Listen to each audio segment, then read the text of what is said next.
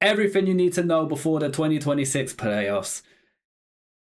Apparently, this video is going to upskill us and give us all the knowledge we need to know about what's about to kick off with the playoffs. Okay. Because we've been out the loop a little bit with the games. Yeah. Before we get into it. Make sure you smash the subscribe and follow button and hype up this video. Let's go, man. Let's go. The regular season is now over and it's time for the playoffs. Whether you watched every game or haven't been able to keep up at all, this is what you need to know about every playoff team. I've broken these playoff teams into 6 tiers, starting with the teams that are just happy to be here. And if you stay until the end, you'll hear my prediction for the 2026 champs. This tier is exactly what it sounds like. Teams are just happy to be here and are probably not going any further. That's bare sad. The Clippers already accomplished their 2 main goals this season. Get younger by trading James Harden and Ivica Zubac for Benedict Mathurin and Darius Garland, and make the play-in so OKC does not have a great pick. This team is still too old and slow to keep up defensively, and they don't have another reliable scorer alongside Kawhi Leonard. The biggest storyline surrounding this team will be what happens in the Kawhi Leonard case when the offseason comes. Warriors. This is a lost year for Golden State, with Jimmy Butler out for the season, and then Steph Curry went down with a knee injury, which is why Golden State has slipped down in the standings. This season is a win if they luck into a top pick and Brandon Podziemski does not get locked into an expensive contract. So Warriors went down a bit of a downward spiral, but they made it to the play-ins at least. You never know, man. Anything can happen. It's Blazers, yeah. Who are they? Portland Trail. I think they're in the other conference. You know, the conference is West and East. Okay. I think, guys, correct me if I'm wrong, Blazers are in Maybe because I've never heard of them. After a mediocre start, the Blazers ended the season really strong. Since March, the Blazers have the second best defense in the league. Nice. With a plethora of great guard and wing defenders, they like to push up really high and make the ball handler work. Danny Avdija has also continued to build his game up as a great slasher, especially on a team with minimal shooting. But besides him, the Blazers don't have enough ball handlers to keep up with good defensive teams. So they got a good defense, but their offense is a bit The Heat have had a great season given their roster. Spo has revamped the offense to become much more ISO-heavy and fast-paced, and most will remember the 2026 Heat for a historic game from Bam Adebayo when he scored 83 points against the Wizards. But this team is just not talented enough to give anyone a scare, even with a coach like Spo running the show. This next category is called Meh, for teams that didn't luck into the playoffs, but are very obviously mid. Magic. The Magic might be one of the most disappointing teams in the East. Despite adding Desmond Bane, who's had a good season, their offense is still below league average. The main reason is because of their inability to attack the basket. Boncaro and Wagner are both huge, but they're not quick, so they have a hard time creating good angles around the rim. This team seems like they have the personnel for the postseason, but their offense is just too clunky for them to make a real run. This postseason determines if Jamal Mosley is fired and hopes of getting a coach that's more offensively inspired. 76ers. A lot of good things happened for Philly this season. Their first-round pick, VJ Edgecombe, looks like a great piece for the future. Joel Embiid actually played for decent stretches of the season and has started to look like himself again. And with Tyrese... Why did you smirk when they said Embiid? No, I'm reading the comment. The narrator sounds like he has a cold. Oh, maybe he does. That's what I smiled at. It's funny. Not because of Embiid injury. That literally came up as soon as... No, that was just coincidence. Okay. Maxey taking another leap as a scorer, the Sixers have gone to him down the stretch. Because of his quickness, he has the best chance to draw 2 and find his teammates for open shots. But this team is just not strong enough defensively. Joel Embiid is not laterally quick enough to be the defensive anchor he was in the past, and his team is just too old and small to really hang with any of the East contenders. Watch for teams to try to go small to spread them out, especially at the end of games. Does look like he's struggling there, can't lie. Yeah. Raptors, Drake's team. Yeah. The Toronto Raptors are also one of the pleasant surprises in the East. Thompson's once known only as a scorer, Brandon Ingram has become one of the better defenders on this team. You pair that with one of the best defenders in the league in Scotty Barnes, and that's how the Raptors have the 6th best defense. Barnes is one of the most versatile wing defenders, as he can guard 1 through 5, and Ingram does a great job using his length to play the passing lanes. They have other gritty defenders, most notably Jamal Shed, who has been a great spark off the bench as well. The problem is, this team just doesn't have enough on the offensive end.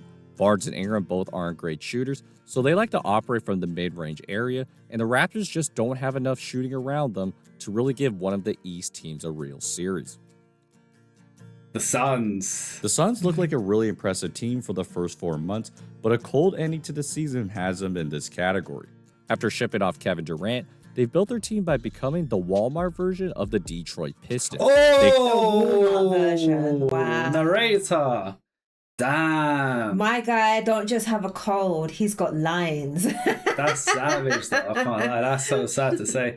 Damn. Grab the fourth most offensive rebounds because they have at least 2 people crashing the glass at all times. And they also forced the 3rd most turnovers this season, right behind Detroit and OKC. And just like those 2 teams, the Suns go 10 deep as well, which is how they bring that energy every night.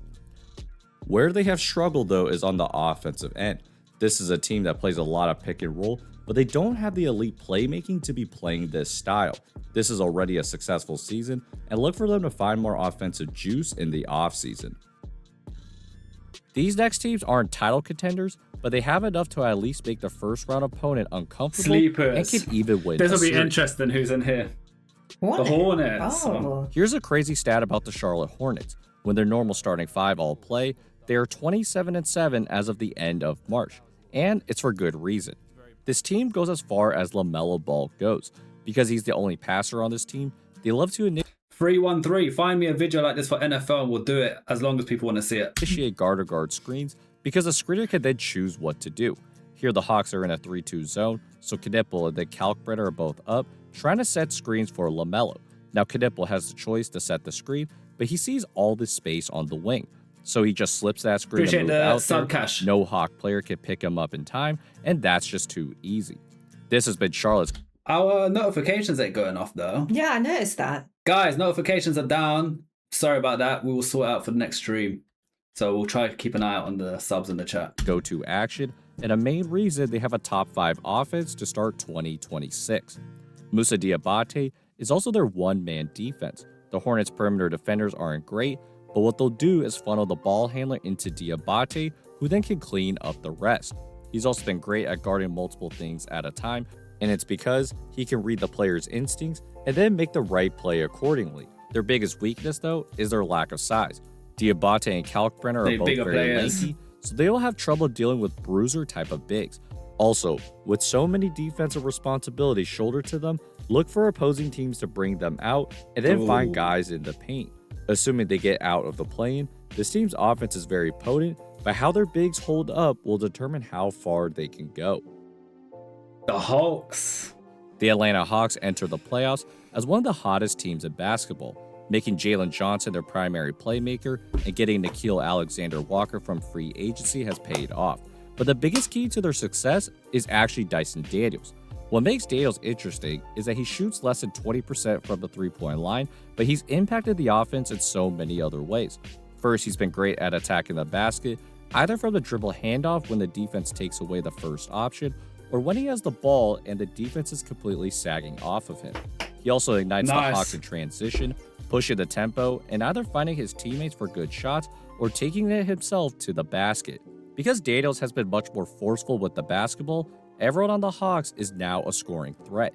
Besides Daniels, this team has 4 or 5 guys that can all attack the basket, and the reason they have so much space is because they have 2 stretch bigs. Onyeka Okongwu shoots 38% from the three-point line, and when he goes to the bench, the Hawks could slot Jock Landale into that same exact spot. This gives the Hawks so much space to ISO, and then they can play off of that. They look promising. Defensively speaking, this team is very active and has a lot of great perimeter defenders. Dyson Daniels is the most obvious, but with Kuminga, Alexander Walker, and Okongwu there as well, the Hawks do a great job keeping everything in front and making teams beat them with tough shooting. That's why this team is going to be a handful in the first round series, and if they continue to advance. Nice. This next category are teams that have a lot of talent, Contenders. but have been disappointing and are likely heading home earlier than expected. Oh. The Houston Rockets come into the playoffs as one of the hottest teams in The basketball, Pretenders. but there's still a lot to be concerned about. Let's start with their shooting. Amen Thompson is only shooting 23% from the three-point line, so a lot of big men will be guarding him, but they're actually helping out in other areas. You couple that with Tari Eason, who was in one of the biggest shooting slumps in March, and another non-shooter in Alperen Şengün, there's reasons to be concerned. The biggest factor is their poor spacing. On too many possessions, especially down the stretch, Ime Udoka has not figured out how to position and move their players in a way to keep the defense on their toes. Because everyone is usually standing around, defenses can load up on the ball handler, and they haven't figured out many counters to them. On KD The most as well. obvious time was when the Lakers spent a whole half doubling Kevin Durant. Durant had a hard time navigating those double teams, and the Rockets players couldn't position themselves in spots to take advantage of it. The key to Houston making a deeper run is Alperen Şengün. Their offense is at their best when they have Şengün at the top of the key. Şengün's play style is just, it bugs me out. I don't know if I said that last time. It's just unique. Yeah, but it bugs me out, man. I think he's like so flexible. So awkward. I don't know. He's just like... He's like a slinky. Yeah, but he's like a slinky, but he's too big to be he shouldn't be a slinky because of his size, but he is being a slinky. Yeah, he's like on the chunky side. Yeah, so it's just awkward to watch. I don't know, man. It's weird. He's able to find his own shot in that one-on-one matchup. When teams feel that Şengün is getting into an offensive rhythm, that's when they start doubling, and that opens everything up, especially for his teammates that can't shoot. Look for Şengün to be aggressive early and often to help open up the entire offense. With that said, though, the Rockets' inability to space is the biggest concern, which will make their run through the Western Conference that much tougher. Cavs. Coming into the season, the Cavaliers were one of the favorites to come out of the East. After a disappointing start to the season, they made some bold moves, trading Darius Garland for James Harden and acquiring key role players like Keon Ellis and Dennis Schroeder. They need the Their firepower, saving grace is that they have the best two guards in the East. Harden has been an impressive addition, especially when he's paired with Jared Allen. Allen's very good at just finding soft spots on Harden drives, and Harden does a great job finding him in those pockets. When they first played together, Jared Allen had his best month ever in February, and this addition has relieved Donovan Mitchell's offensive workload significantly. The reason this team is a pretender, though, is because they are very small, and in the playoffs where mismatch hunting will be even more apparent, there are too many players that opposing teams can attack. Even if the Cavs bring sufficient help to the ball, a simple kickout pass or two will be good enough to then get a good shot. So even though they got rid of Darius Garland, their defense after the trade deadline is still below league average. This team can then be very prone to big runs. If their shots don't go down, they're not strong enough defensively to keep them in the game. The Thunder went on a 28-5 run to start the game against them without SGA or J-Dub. And later in the month, the Heat embarrassed them in the fourth quarter by outscoring them by 17 points. I like that. So the game can quickly get away from them, which is not a great recipe for success if they want to go on a deep run. Lakers. The Lakers are pretenders right now because their two best players are hurt. Okay. This is a very top-heavy squad that loves using high pick and rolls, so it's dependent on fantastic playmaking for the offense to be cohesive. If Luka and Reeves come back, the next thing to watch for is their defense. What made them so successful in March was how active this team was, especially with their hands and smart positioning. DeAndre Ayton is a big key to this. Notice how his hands are up to deter any pass, so the Wolves try to reset the possession. Ayton's pushing up, so Ant tries going downhill, who then runs right into Smart for a charge. The other edge they have is clutch time. They're 22-7 in clutch games, and a lot of that is Luka making tough shots, but JJ Redick has drawn up creative plays when it matters most. Needing a 3 to tie and only 1 second to go, JJ Redick called an elevator play to the opposite corner that got a really clean look for Austin Reeves, but he just couldn't knock it down. Look for him to draw up some really creative sets in the playoffs when the Lakers need a basket. Oh, wow. But again, that was great. None of this matters if Luka and Reeves can't come back in time. Otherwise, they would be in this next category. This next tier is called dangerous but flawed. These are teams that can make a deep playoff run, but they have a glaring flaw. The Detroit Pistons are the biggest sleepers coming into the playoffs, despite the fact that they are the #1 seed. The reason this team has been so good is by winning on the margins. This team has amazing depth. They play 10 guys almost every single night, and they all can defend.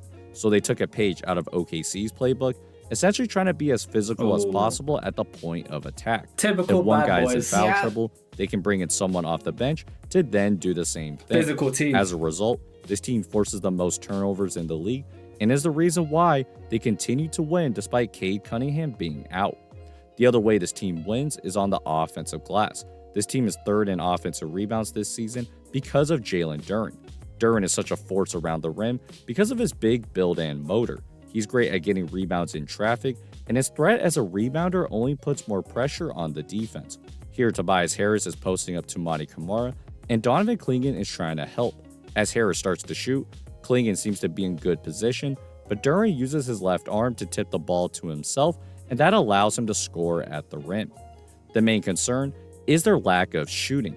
Besides Duncan Robinson, they have very streaky shooters in Kevin Huerter and Tobias Harris. So just like against Houston, big men will be on their non-shooters and then just camp out in the paint. This was most evident against San Antonio, with Wemby just roaming off and getting in Cade's way enough to make it tough on him.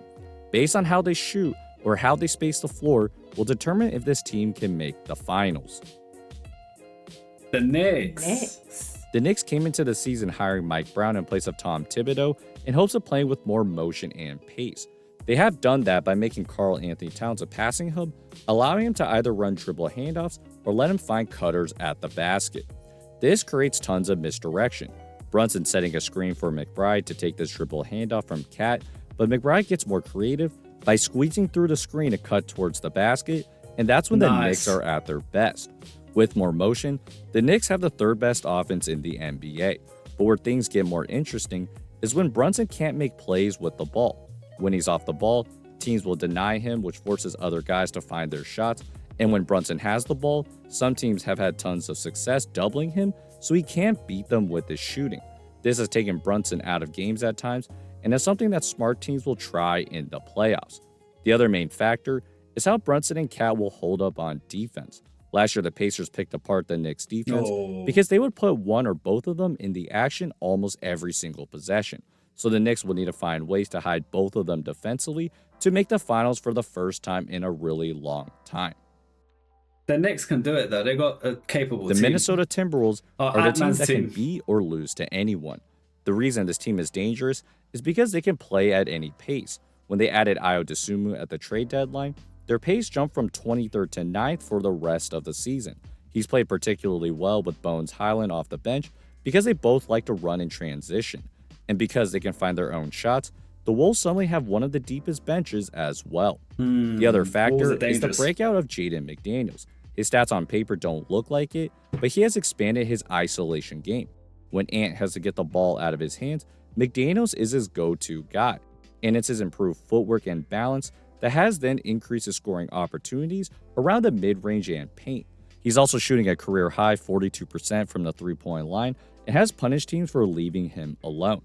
On the other hand, the Wolves are inconsistent because of their passing. No one on this team averages more than 5 assists a game, and it shows when they're forced to pass. On this one, Julius Randle's trying to post Derrick Jones Jr. up, and Kawhi Leonard comes over to double, but Randle's way too nonchalant with the pass, and it gets deflected. This is particularly concerning, especially when teams are going to bring more on-ball pressure in the playoffs. When teams load up, can they space the floor properly and make the right reads to move the defense on a consistent basis? This will probably determine if they can finally break through and make the NBA Finals. Is Ant-Man injured or anything? That's my question. Or is he playing? Because I would love to see him play. Because he performs when it's needed. Yeah. He's so cool under pressure. We haven't seen any of his games for this season, have we? We've done No, that, we Wolves, but haven't. no, maybe at Did the we? beginning. Maybe right at the beginning, and we might Maybe, have. I'm not yeah. sure. But yeah, I want to see him. The Denver Nuggets had struggled for good stretches of 2026, but a hot end to the season has them as one of the biggest contenders. The biggest differences this season is their surprising surplus of options on offense. Aaron Gordon has taken another leap as a ball handler, as the Nuggets are starting to run more offense through him. Maybe more importantly, though, after a very slow start to the season, Cam Johnson has finally looked like himself as he's shooting 45% from 3 since March, 45. and he's punishing all the Jokic double teams with his shooting. This has given Denver more offensive options, which is why they still have the best offense in basketball. The concern, though, is on the defensive end, particularly with quickness. Most teams have succeeded They got against them heavy by teams. pushing tempo to find mismatches and using quick motion to create all sorts of confusion. On this one, I think what you said is spot on because they got quite heavy-footed players like Jokic. Yeah. The other Jokic-looking guy. Sorry, I don't Which know his one? name. The one that we The one thought with was the beard? Jokic, but it was Jokic with a beard. I didn't think it was Jokic. You thought that. Sorry, I don't know his name, but like, I feel like they're very heavy-footed. So against these fast, agile guys, they will struggle to keep up. Yeah. So I think what he's saying is spot on. the Jazz want to attack Nikola Jokic in the pick and roll. He then tells Aaron Gordon to take that screen instead, but by the time he does, Filipowski has Jonas, already thank slipped you. the screen, so there's no resistance at the basket. Their perimeter defense as a whole has slipped a bit this season, and because their best defenders have been out for long stretches, this team doesn't have time to build that defensive continuity. What's going to make or break this team is David Adelman. Last year, he did a fantastic job cooking up hybrid man zones, especially against OKC, that significantly slowed down the game. He would have Jokic up really high, and it would take time for OKC to process what was going on before they got into their actions. And because his team has struggled with high-tempo offenses, Adelman is going to have to muck up the game again to give Denver a real shot at winning the title. With Jokic and Murray, the Nuggets are almost Murray's certainly good, going to though. be a Yeah. tough out, Yeah. but their defense will determine how far they can go. This final tier is the inner circle contenders, the Bless teams that you. should be the favorites to win it all. Inner Each circle, team yeah. here has a real path to making and winning the finals. Celtics. After damn. what They're most always a people threat. deemed as a gap year, the Boston Celtics are again contending for a championship, and it's for two main reasons. The first is their suddenly great wing depth. Hugo Gonzalez is their standout rookie, who guards the opposing team's best player every night. Shireman and Jordan Walsh also have taken turns guarding great players, including SGA, and of course, with the likes of Tatum and Brown, they have enough fresh bodies to take on all these great perimeter players. This helps make up for their lack of front court depth with more speed and length. Watch for them to go small and put Tatum at the 5 for parts of the game. The other factor is a revamped offense. While this team is still a high ISO team, they have added much more motion to create more space for the ball handlers to drive. Without Tatum, this team would live with guard-to-guard screens, running them from the wing to open up more space for the ball handler to drive. And with Tatum back, they have added more flare screens to punish help defenders. Like here, Peyton Pritchard sets a screen, so Brown has all this space on the right side to use, and when Hartenstein comes to help, Keita sets a nice flare on Chet so that Shireman has a wide open 3. So going into the playoffs, the biggest factor is if their offense can execute in the clutch. Over the past 5 years, their offense has crumbled a bit because their offense gets very stagnant down the stretch. In the early 2020s, that was most apparent against the Miami Heat, and last year was even worse in the first 2 games against the Knicks, which is why they went out early. Now with a little more motion and variety, it's how they execute down the stretch that will determine how far they go. Spurs. The Spurs had the great Wemby's team. Something tells me Spurs are going to be in the final. I hope so. I feel like I think it'll be OKC and Spurs in the final. OKC is very good. For some reason, when I watch Spurs play, I feel like every team I've seen them against, from the games we've watched, obviously Yeah. we've not watched them all, from the games we watched, teams seem to really struggle against We should Spurs. look at the standings after this video. Yeah, we can do. Just so we can, update His ourselves breakout how this- it's going. Yeah. season, going from the 11th seed to the 2nd seed in just one season. And here's why they're already inner circle contenders. First, Oh, the okay, Spurs yeah, valid point. So Spurs and Thunder can't be in the finals because they're both in the West. Oh, So the way okay. it's set up, Okay, I it's understand. done in a way where Yeah, it's so it would have to impossible. be- Yeah. Them or someone else. Yeah. Yeah. have tons of Thank guard you, depth. thank you guys. Fox, It's our first Castle, and playoff. Harper are all comfortable driving downhill, and I love it when they run misdirection, having Castle set screens to distract the defense and let Fox get downhill. These are the ways San Antonio has successfully attacked the basket, and this will be a huge asset when they face elite defensive teams like the Wolves and Thunder. Secondly, Wemby has taken the next step, not just offensively, but defensively. Yeah, Wemby's an The animal. Spurs have the second best defense because they love playing this one-man zone. They let Wemby just roam in the paint while the other 4 guys That's all are you need. protecting the perimeter. He The can then alien. attend to anything from the mid-range to the paint, and the rest of the team rotates to the open guy. For example, Wemby is guarding Sam Hauser, who is a 45% three-point shooter, but as White drives, Wemby slides down in the paint, and Vassell then slides down between Hauser and Harper to attend to either guy. White looks like he had a layup, but the alien made him change that shot. The alien. The biggest thing to look for is how the Spurs defense handles teams that have stretch bigs.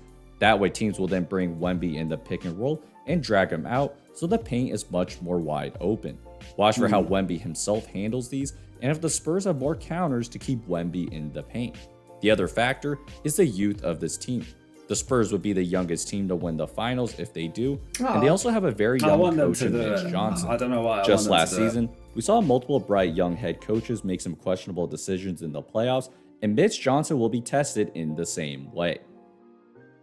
Thunder. The Thunder enter the playoffs as the favorite to go back-to-back.